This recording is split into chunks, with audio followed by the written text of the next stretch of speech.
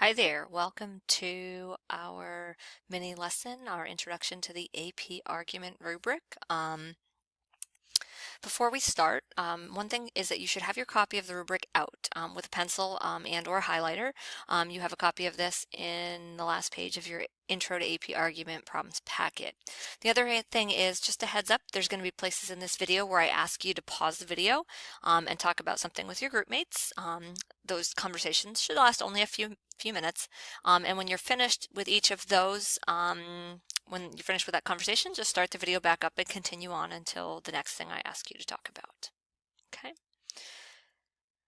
So here's what we're going to be looking at. First, we're going to look at a regular AP rubric, and that's the way it's formatted by the AP on their website. Then we're going to take a look at the grid formatting, and that's the way I have set it up as a teaching tool. We're going to be looking at the columns versus the rows. We're going to be looking at the descriptors up and down the columns. We're going to be looking at the difference between evens and odds on the rubric. We're going to talk about upper half scores versus lower half scores. And finally, the idea of a 5, which is really sort of a unique situation. So the first thing we're going to do is I'm going to take you out here to AP Central. And that's not the right tab. This is an example of one of the AP rubrics on the website. This is from the 2017 argument prompt, the one about artifice. And I just want to show you what this rubric actually looks like according to the AP. So you'll notice, and I'll just show you kind of right here, the scores on this rubric are listed in like paragraph form. They're not broken down into columns like you're used to seeing rubrics, or even like the one you see in front of you. They're graded holistically, which you've just learned about. So they're graded as a whole paragraph. And so I'll explain a little bit in a second why I changed the formatting as a teaching tool. But one thing I want you to notice really quick, other than the paragraphs, is that some of them are out here on the edge. So notice the 8 is here, the 6 is here, the 5 is here, but it's littler. The 4 is out here, the 2 is out here. And then indented are the odd numbers. So there's a reason for that, and we're going to talk about that once we get over to the other rubric. But I wanted you to see how this all lines up. Just take a second to read one of these paragraphs to see the way the rubric reads. An essay of 8 is effective. Essays earning a score of 8 effectively develop a position on Hedge's argument that the most essential skill is artifice. The evidence and explanations appropriately and convincingly support the writer's position, and the argument is especially coherent and well developed. The prose demonstrates a consistent ability to control a wide range of the elements of effective writing, but is not necessarily flawless. That is really ordinary language to describe it. And if you read this whole thing up and down, you would start to notice, as I did, that each of these paragraphs is really getting at 4 different skills. They describe the different score points described the degrees to which the student is being successful at those skills, but there's basically 4 things in there. And it helps me to process these scores if I can look at the skills discretely. That's why I created the rubric that you see in front of you. I thought it was much clearer to see the exact skills you are looking for, along with the score points if we put it into a more familiar grid. Okay, so the first thing I want you to notice on this rubric that you have in front of you is the rows versus the columns. All right, so the row here at the top tells you about what criteria is going to be showing up in this column. So the 4 skills that AP argument essays are being evaluated on: the task at hand, are you doing what the prompt asks? What is your evidence like? How convincing is your evidence? How well is it developed and how well is it organized? Along with control. Control refers to your grammar, your mechanics, your ability to string together a sentence that makes sense and is stylistically of AP level.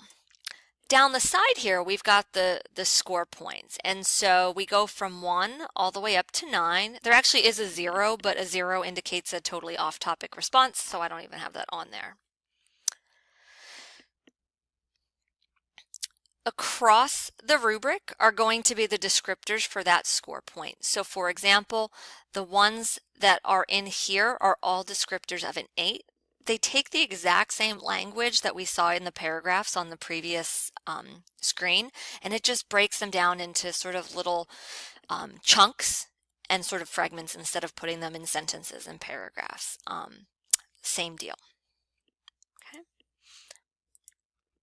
So what I want you to do right now is look up and down the scales in each column. You're going to notice some repetition, but with your group, I want you to highlight and talk about the key words for each level of score. Notice how they change as you go up and down the scale. Pause this video from right now until you're finished.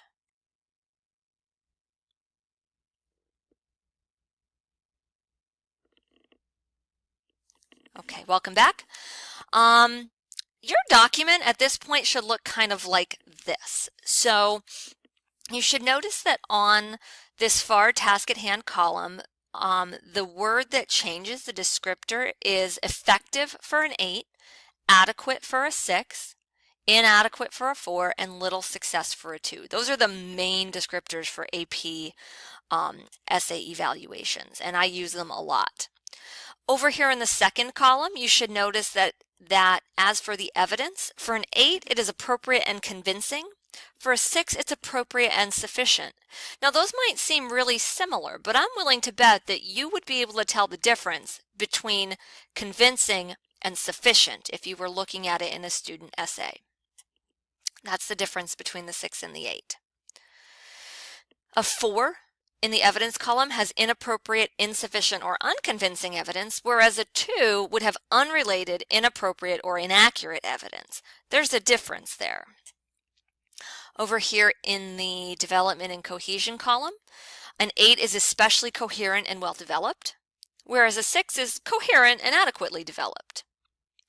If we look down at the bottom half, a 4 may have lapses in coherence. It might be inadequately developed, whereas a 2 might lack development or organization. The difference between lapses and totally lacking are pretty dramatic. And over here in the control column, a 2 would have consistent weaknesses in their writing, whereas a 4 generally conveys ideas, but it has inconsistency in control. There might be really obvious distracting errors. A 6, the prose is generally clear, and there might be some lapses, and that's okay, but it basically gets the reader's ideas across, and this seems like a student who is writing at a high school level. An 8, on the other hand, has a consistent ability to control a wide range of elements of effective writing. That means that this student has elevated diction, more complex syntax, has really nice turns of phrase, and does that kind of consistently throughout the essay. Those are the changes as we go up and down the rubric and the descriptors. You'll notice I haven't said anything about the 5. I promise we will come back to that. Now I want you to stop and talk again. What do you notice about the formatting of the even rows versus the odd rows on your rubric? Why do you think I set it up that way? Pause the video right now until you've had that conversation with your group.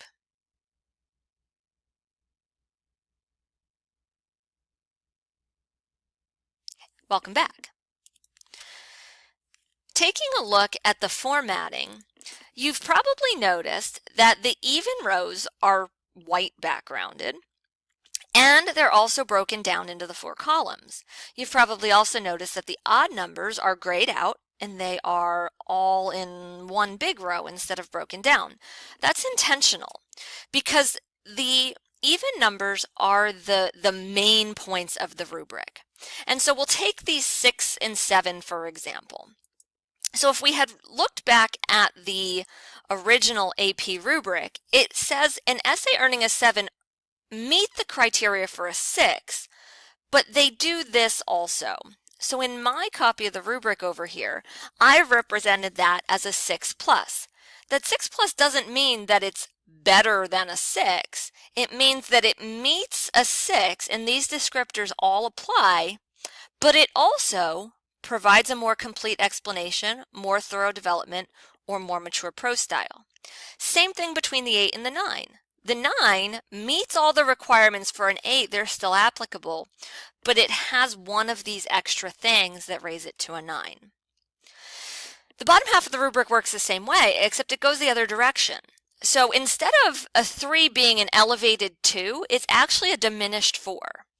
So a 3 basically meets the requirements of a 4, but it has less success in doing this, doing this, doing this, or doing this. Same thing with the 1.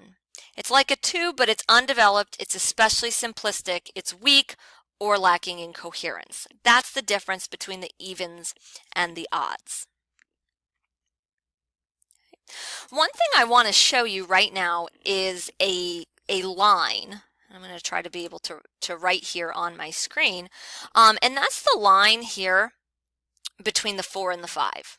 Okay, we haven't talked about the 5 yet, and still, we're getting there. But the line between the 4 and the 5 is upper half papers versus lower half papers. Upper half is technically considered passing, although not necessarily great, and lower half is not passing or inadequate at best. Okay, now let's take a look at the 5. Whoops, need to make that go away. So take a closer look at the 5 row. What do you notice about those descriptors versus the other score points descriptors? Why do you think the formatting of the 5 row is different from the other odd numbered rows? Pause this video for just a few minutes until you have that discussion.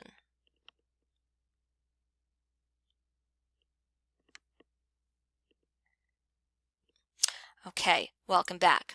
Looking back at our 5 row, you'll notice that it is a little bit different. It's not just less than a 6, and it's not just less than a 4. There's some really specific things that a 5 does. A 5 addresses all parts of the prompt. Notice it doesn't say how well it does it. It doesn't say how poorly it does it. It just does it. It's like bare minimum, barely passing. It's doing the job. That's it. Here it tells us that the evidence and explanations may be uneven, inconsistent, or limited. It tells us that the development and cohesion may be uneven, inconsistent, or limited. Those 3 words are necessary in order to give something a 5. They don't want us just to give something a 5 because it's maybe a 4, maybe a 6, I don't know, slap a 5 on it. No, 5s have to have this uneven, inconsistent, or limited quality to them. Finally, over here, once again, we've got kind of the bare minimum. It usually conveys the writer's ideas. It might have lapses in diction or syntax. It's not really quite adequate. It's not quite inadequate. It's kind of right there in between. But the key factors for a 5 are this uneven, inconsistent, or limited. We will eventually look at some samples so you can see what that looks like in practice. So I thank you guys for watching, and I just want to ask you right now, do you have any questions about the rubric? If so, I want you to stop right now and take this minute to send me a quick Schoology message. That way you won't forget to ask me next time you see me, and I won't forget to respond. I probably won't respond to your question right away, but do just make note of it by sending me a message. And our next step is that we're going to try to apply this rubric to the student samples that you have read for today.